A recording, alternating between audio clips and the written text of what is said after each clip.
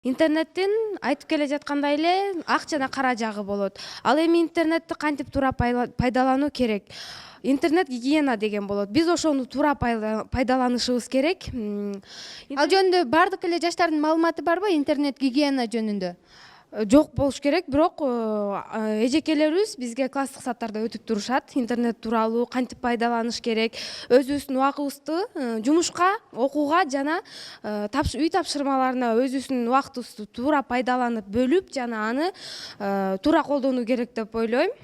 Мисалы ушул интернетке короткон убактыбызда биз эгерде китеп окуучу болсок, айтылат да Куранды бир айда бир нече жолу окуп чыкмакпыз дейт да. Эгер анын ордуна башка китептерди окусак, мисалы бир айда 10 китепти окуп коймокпуз. Бизге ошол 10 китептен алган маалымат пайдалуубу же интернеттеги маалыматтар пайдалуубу? 10 китептен алган маалымат болуш керек. Анткени интернеттен окуганда биз телефондон көрөбүз жана компьютерлерден. Аны көргөндө биздин көзүбүзгө аябай зыян болот. Бул жана зыян биз өзүбүзгө эгерде китептен окусак, аны элес алууга жана эсибизде калуусу аябай жардам берет десек болот китептен окуганда. Ал эми Бир байке айтып атат да, мен китептен окусам такыр түшүнбөйм дейт. Телефон аркылуу окусам жакшы түшүнөм дейт да. Бул дагы ошол интернетке көз каранды болуп калгандыкпы же кандай?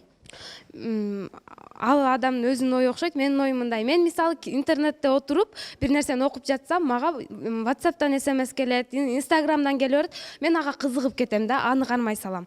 Мен китептен окусам өзүмдүн убактым дагы кенен болот жана аябай жакшы түшүнөм.